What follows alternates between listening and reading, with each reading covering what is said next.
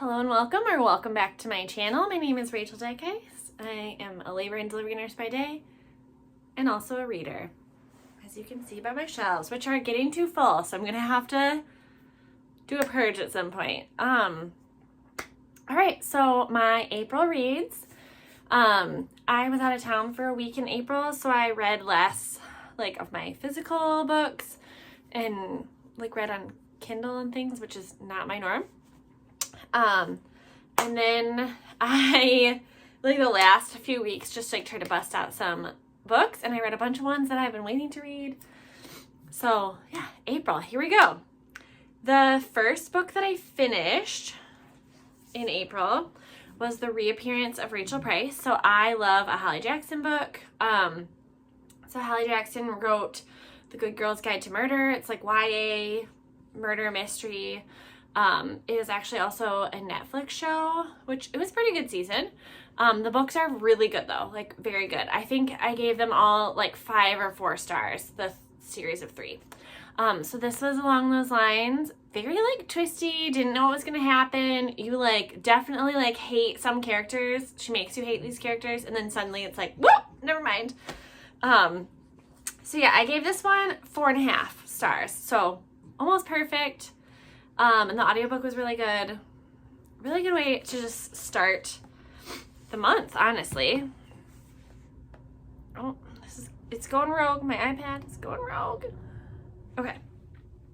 Then I went on my trip, and I normally do not take any physical books with me, but my sister loaned me Say You'll Remember Me, which is the new Abby Jimenez book. And yeah, I don't like to bring physical books with me when I travel because it takes up room. And then also I normally read multiple books, so I can't bring that many, but I made an exception for this one. And the weather was beautiful in Vegas that day, so I just read, I read 100 pages at a time, and it was just such a delight. So I finished this in one day, a 24-hour period, and it was just so good. It was so good. I don't know if it's my favorite of hers, but it was perfect. I feel like I've been reading a lot of books lately that I'm just trying to get through, but this is the writing I love. Abby Jimenez and Emily Henry just write in a way that is so easy to read, just effortless. The banter is delightful. The characters in here are doing ridiculous things, but you are yeah, that sounds normal.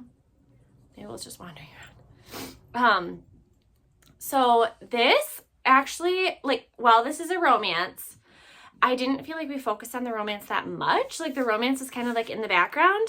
So Xavier is a veterinarian, and he has some strong opinions about how we treat animals.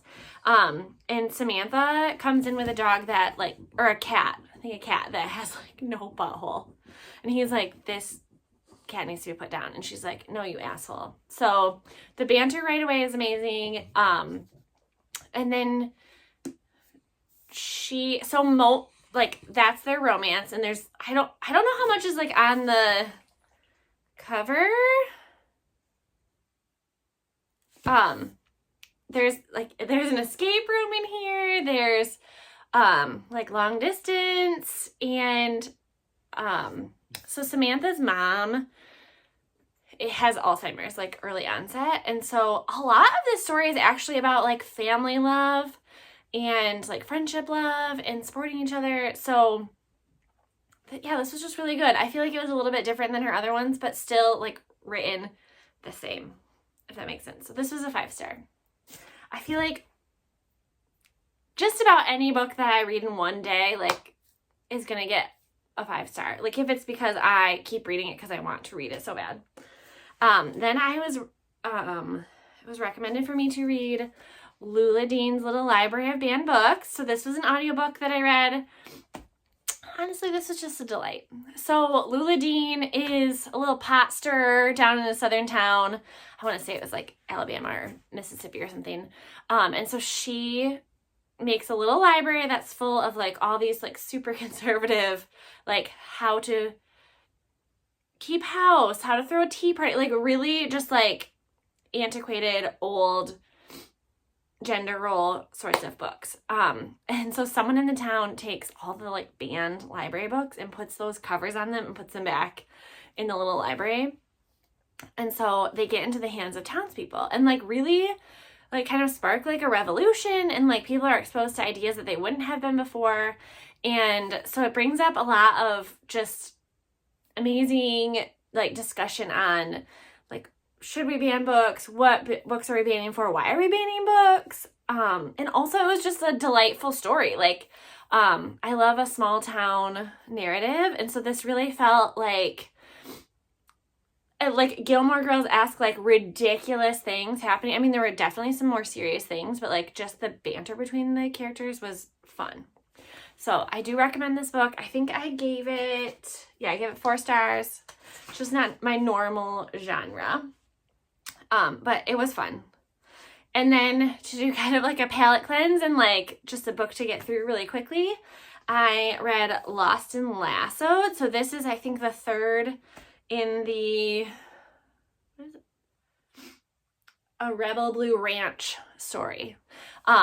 So we're going through the sisters and the brothers, and these are their romances. This is actually the one I was looking forward to the most because it's enemies to lovers, which is my favorite. So the first was like the girl comes back to town and her brother's best friend is suddenly interesting. The second one is like a designer comes to town, like totally like strangers to lovers. This one is enemies to lovers, and you knew about these in the first 2 books, like, because anytime they're near each other, they just fight. What are their names? So Teddy is the main character in book 1's best friend, and then Gus is I think he's the oldest brother, and he has a child with someone that like they just weren't ever really in a relationship. And so Teddy loses her job and is offered, like, her best friend is like, you need to take care of my niece. Like, they're having problems with childcare. And he definitely does not want her help, but he's also, like, a really good guy. So, just their, like, interactions are great. The spice is great. I really liked this one. This honestly might be my favorite one of the Lost and Lassoed, so I gave this one 4 stars. Also, one that Goodreads doesn't believe is a book, so I guess I don't get credit for it. I read fanfic that was A Sun in Retrograde, and that is about like Shadow and Bone. So one of my favorite series by Leigh Bardugo. It was made into a Netflix series. There's only 1 season though, I think. Maybe I'll stop. Come here.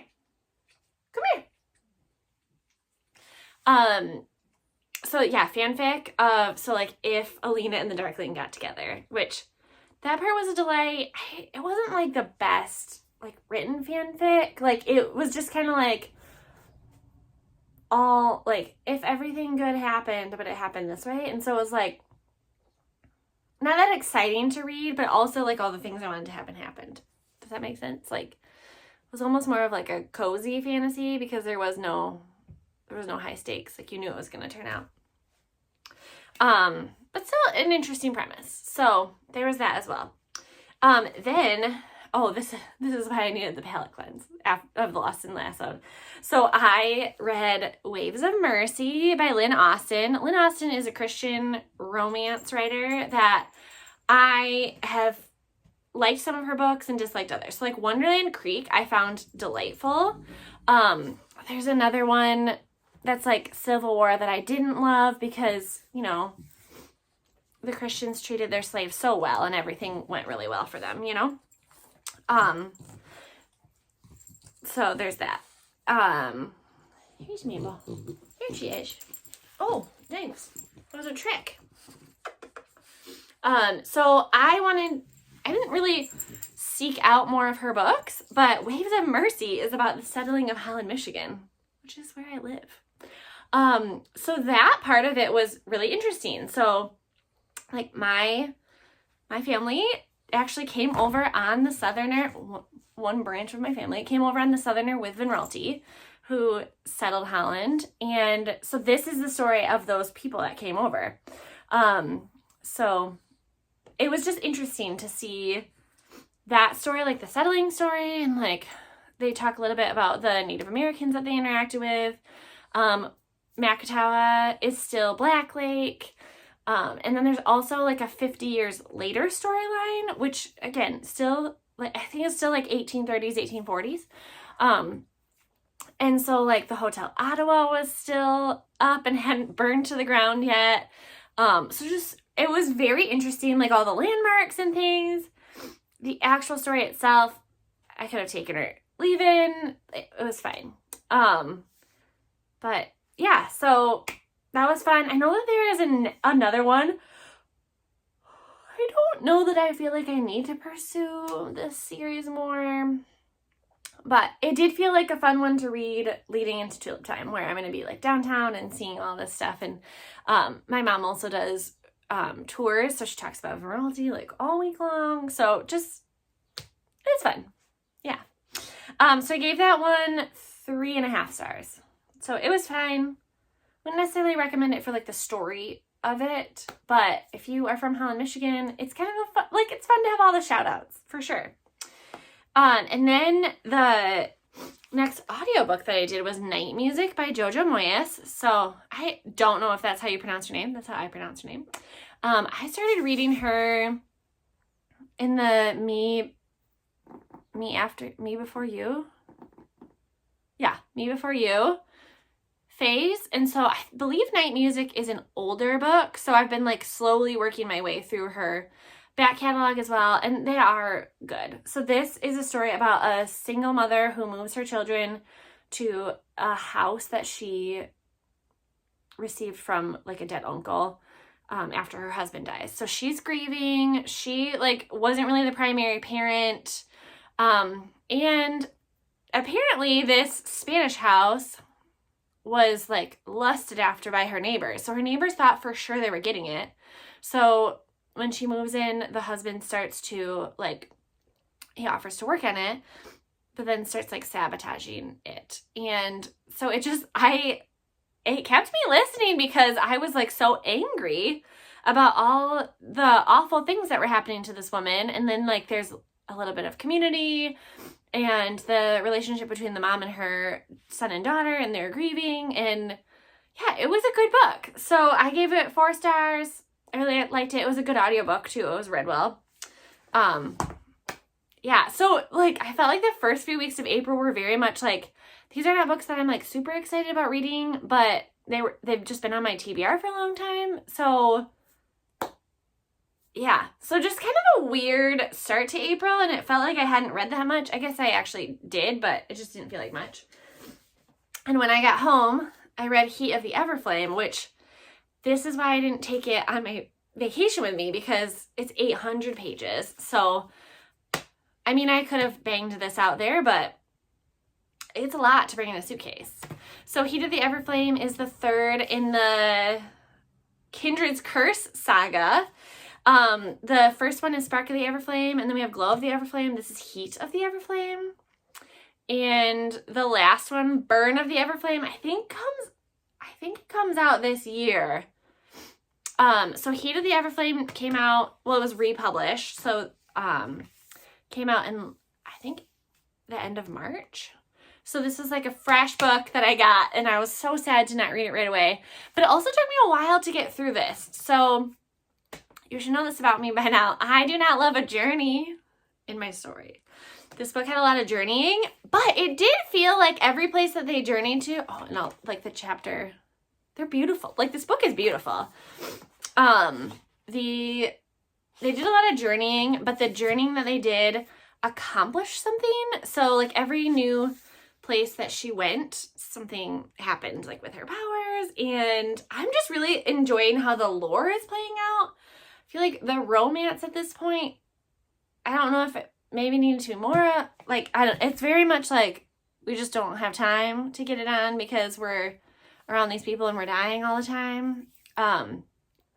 So the romance is kind of taking a back seat, which is fine because I really like the fantasy of it all.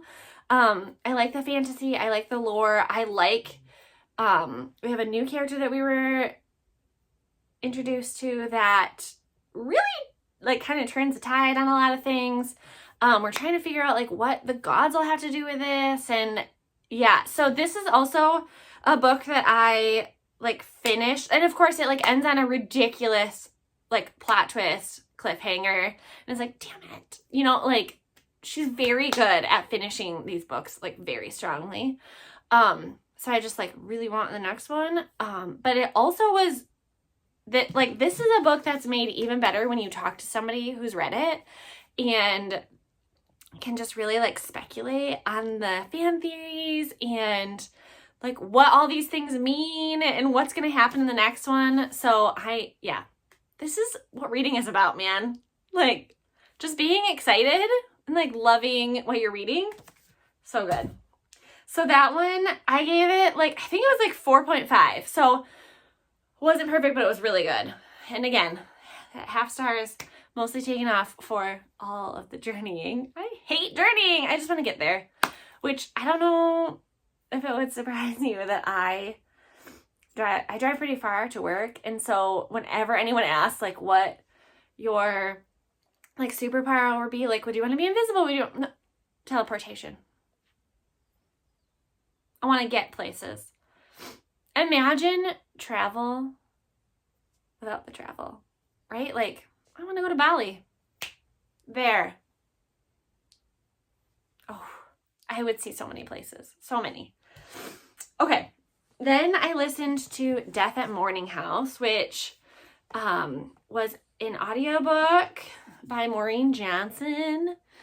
So this was written by the author of the Truly Devious series, which is another one of my favorite YA mysteries. And this was just as delightful. So as far as I know, this is a standalone. So our main character accidentally burns down a house while she's trying to romance her new girlfriend. And so then she goes away to the Morning House, which is a house on an island that eugenics like researcher lived at with his 7 children. Yeah, 7 children.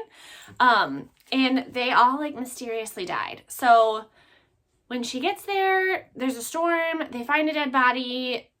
Somebody had previously died also at this house that is now like she's there to do like historical tours. And so there's a mystery of like why these current day people died, and also there's maybe a treasure left over from this family, and also why did they all die? Was it truly a curse? Like what really happened? So there's like current day, and then there's like that family day, and so the different perspectives were really interesting. And I love Maureen Johnson's writing. Like Truly Devious is truly such a delight, and it really kept me on my toes. I felt like I didn't know what was going to happen. And it felt really high stakes for being like young adult. So loved it. That one was a 4.25. I don't know why. I don't know why I give these numbers, okay? And then I listened to The Raven Boys, which is by Maggie Stiefvater.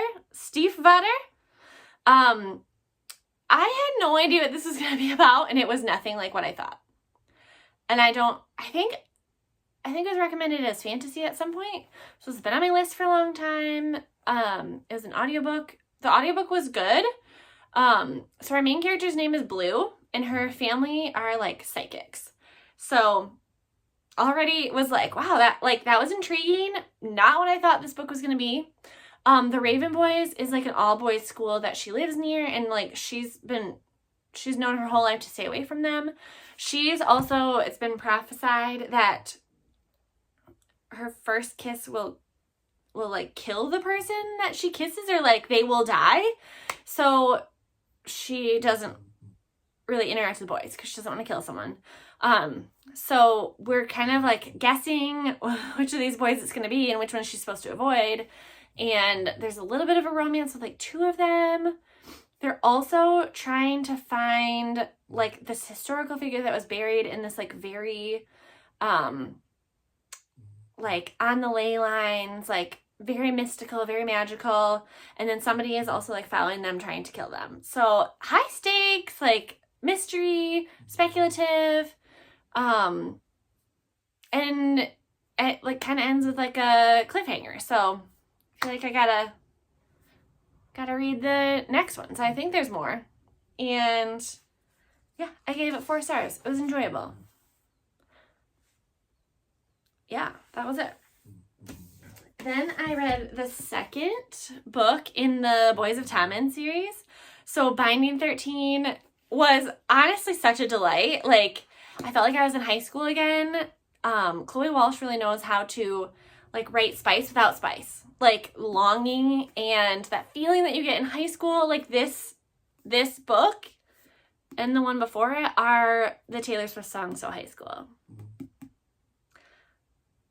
Like, I like some smut, and this is like teenagers kissing, and it felt spicier than some spicy books. Just because, like, the build-up, the anticipation, so good.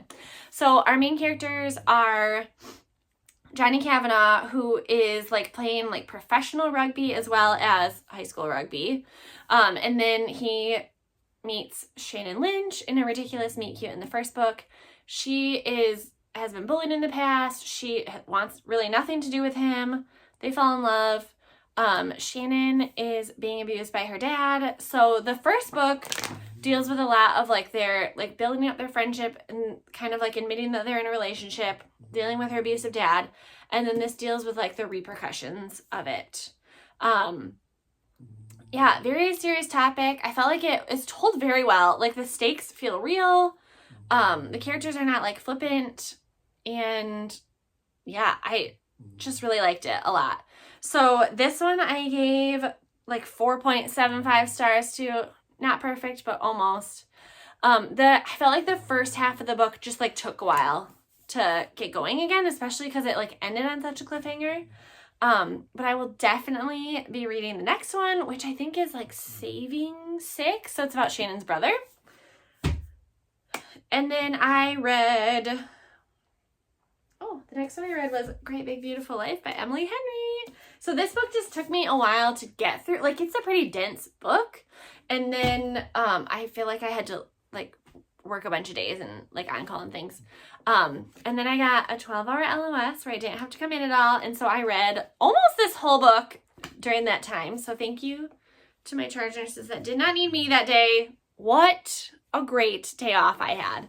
So I read like 200 pages of this book and then 200 pages of another book. And it was just so delightful to be like, I wasn't planning on having this day to do anything. So there's no pressure to get anything done. So I just read. This book is a little bit different than Emily Henry's other books, but guess what? I love her writing, so it still got 5 stars.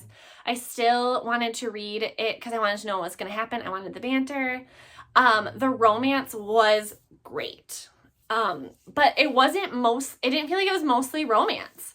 So our main characters are grumpy sunshine, enemies to lovers, and like kind of forced proximity. So they're on a tiny island because our main character, what's her name? I can never remember names.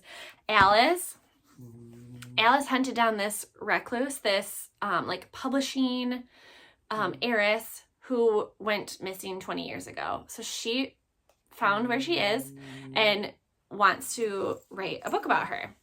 And when she's there, she finds out that a Pulitzer Prize winning journalist, Hayden Anderson, who is very grumpy, is also there for that. So the heiress offers them a month where they can have like opposite days of the week and they can interview her, they sign NDAs, and then they will present like their book deal to her and she will choose one of them. So they keep running into each other on this tiny little island. There's a lot of like great banter, great interactions, a lot of like longing happening, but they know that it would be such a bad idea to get involved because they're competing for this job.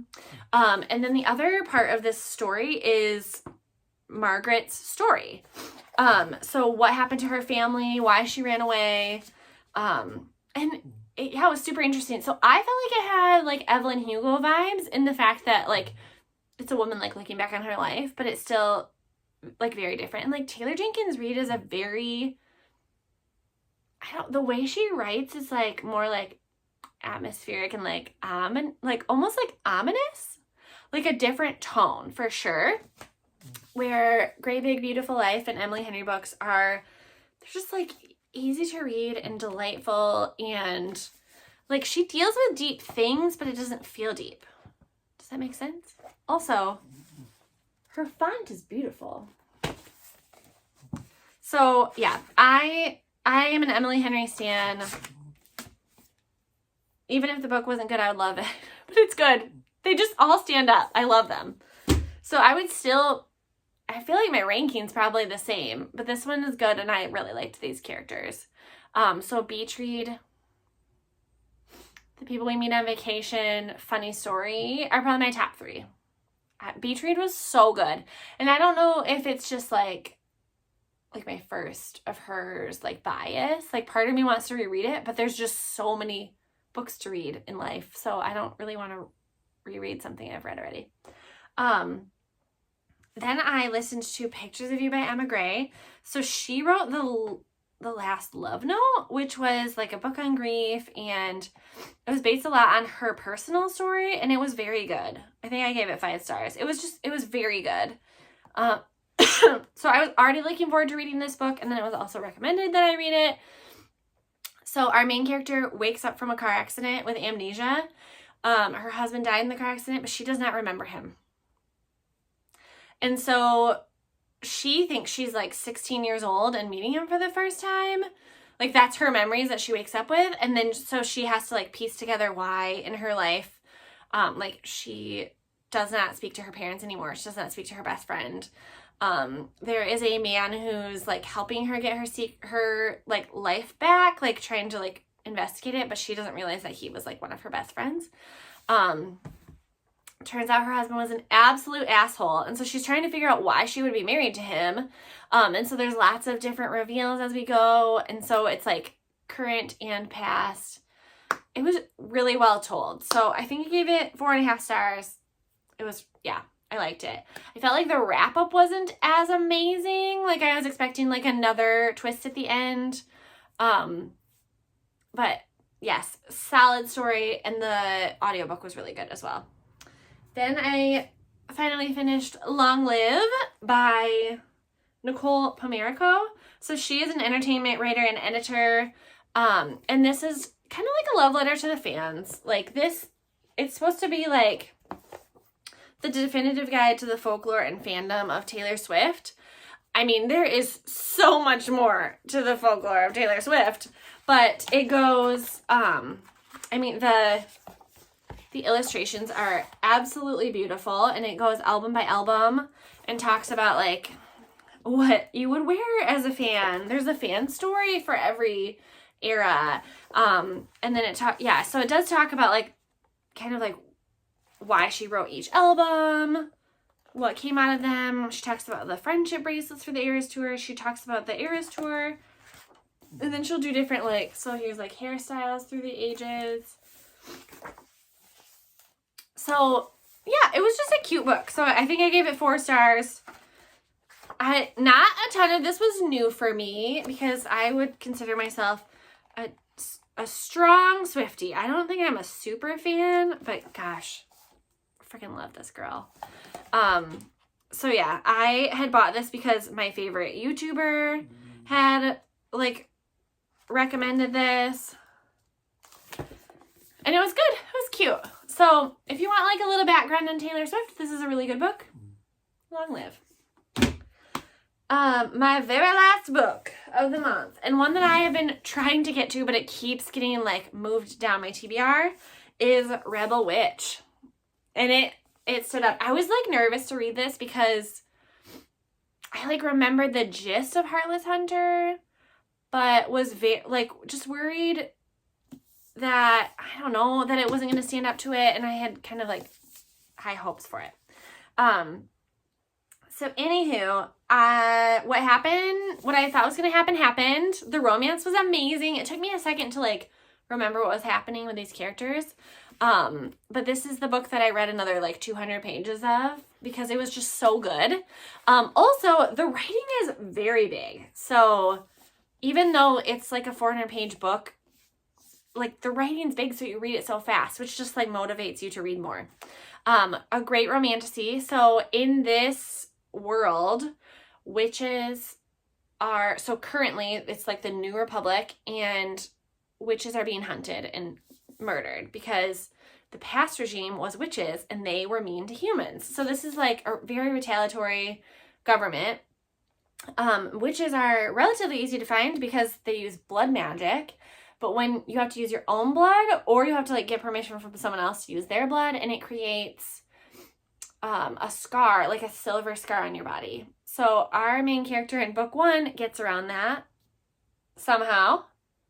And then she in the first, in Heartless Hunter, she is the Crimson Moth. So she's this witch that is like kind of flying under the radar, and she is helping prisoners like get out and get released from executions. And then there is a blood guard who is like looking for her and wants to kill her, who she may or may not fall in love with. And so their loyalties and like like they've both been very much injured by the other side. Their families have been murdered by the other side. Like they have a reason to be enemies, like actual enemies. And so book 1 just deals with their like run-ins with each other and loyalties, and then book 2 ends right where the first one left off. So it does appear that it is just a 2-parter, which is really nice to have just a 2-part fantasy. It was very good. I gave it 4.25 stars. So solid romantasy. It was enjoyable. And that was April. So I felt like I got through my like romantasy backlog that I really like, books that I've had on my TBR for a few months, and I'm like, I really want to get to those. It just makes me so sad to keep moving them down the list. So yeah, I read quite a few books. Let's see, what is that? 2,